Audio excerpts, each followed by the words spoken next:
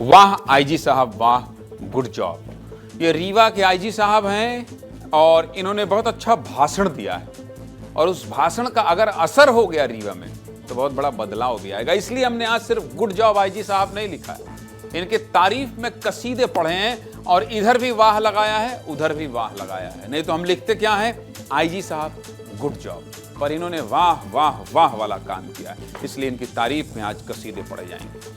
मध्य प्रदेश के रीवा आईजी गौरव राजपूत पुलिस के अधिकारियों पर बहुत सख्त हैं। थानेदारों को खुले मन से चेतावनी दी है कि या तो 15 दिन में सुधर जाएं या अपने अंजाम के लिए जिम्मेदार खुद होने के लिए तैयार हो जाएं। आईजी साहब की चेतावनी पूरे विंध्य संभाग में बढ़ती नशाखोरी को लेकर थी। रीवा में कफ सिरप का नशे के रूप में होता इस्तेमाल लोगों की चिंता बढ़ा रहा है, युवाओं को बिगाड़ रहा है। क्या है पूरा मामला, विस्तार से दिखा देता हूं, देखिए।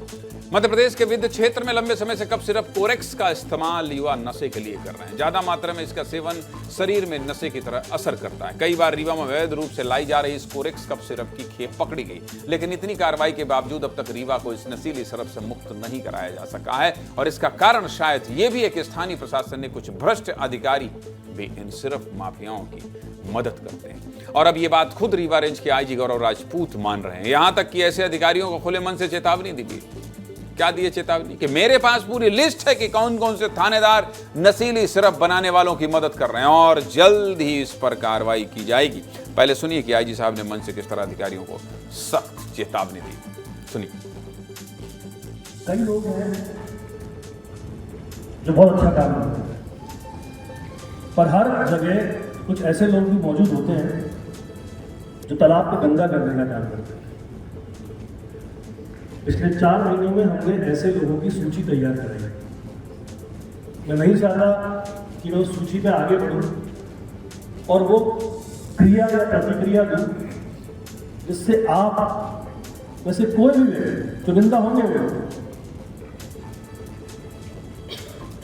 आप अगर अभी नहीं सुधरे या वो लोग जो इन चीज़ों में अपनी सहभागिता दे रहे हैं वो नहीं सुधरे, तो कल इस अभियान के शुरू होने के 15 दिन बाद वो अपने हश्र के जवाबदार खुद होंगे।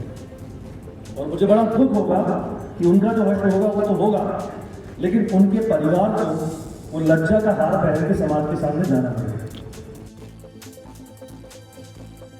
आईजी साहब बहुत सख्त हैं और लगातार कार्रवाई भी कर रहे हैं। दरअसल रीवा में पुलिस की तरफ से नशे के खिलाफ ऑपरेशन प्रहार पार्ट 2 शुरू किया गया, जिसमें पुलिस अधिकारी नशे के खिलाफ जागरूकता के साथ कड़ी कार्रवाई कर रहे हैं। आईजी साहब जब पुलिस अधिकारियों को संबोधित कर रहे थे तो उन्होंने पंजाब में पूर्व डीजीपी का उदाहरण भी दिया और कहा कि आज ही अखबार में पंजाब के पूर्व डीजीपी की आत्मकथा छपी है। उनके बेटे के साथ जो हुआ वो छापा गया है। जब डीजीपी का परिवार और उनका बेटा नशे में सुरक्षित नहीं रह पाया तो रीवा का क्या हश्र होगा। दरअसल आईजी साहब पंजाब के पूर्व डीजीपी मोहम्मद मुस्तफा और उनके बेटे अकील अख्तर की बात कर रहे थे। वो डीजीपी के बेटे ने कुछ दिन पहले सुसाइड कर लिया था, बाद में उनके कमरे से बड़े पैमाने में ड्रग्स मिला। आईजी साहब का ये जो पूरी चेतावनी थी वो थानेदारों को लेकर ही थी। उन्होंने यहां तक कहा कि अगर आपको थाना दिया है तो आपकी जवाबदेही एसपी की जवाबदेही है, आपकी जवाबदेही आईजी की जवाबदेही है, लेकिन अनदेखी बिल्कुल बर्दाश्त नहीं की जाएगी। और क्या कहा है आईजी साहब ने, सुनाता हूं, सुनिए। अगर आपको थाना दिया गया है तो आपके दिए हुए कृत्य की जवाबदारी मेरी है। हम यहाँ सभी एक दूसरे के लिए नहीं बैठे हुए हैं, परंतु शासन और पुलिस विभाग के तौर पर हम यहाँ काम कर रहे हैं। आगे जाकर बढ़ बढ़कर इस एंटी कोरेक्स अभियान के संरक्षक बनिए, इस मेडिकल नशे के विरुद्ध संरक्षक बनिए। रक्षक से ऊपर अब आपकी भागीदारी होनी चाहिए।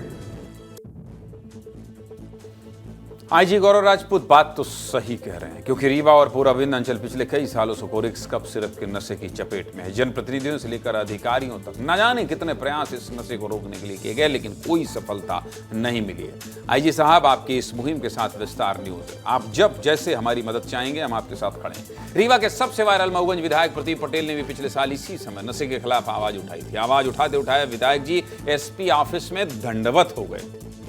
एसपी अनुराग पांडे के पैरों में गिरते हुए कहा था कि उन्हें नशे का अवैध कारोबार करने वाले अपराधियों से जान का खतरा।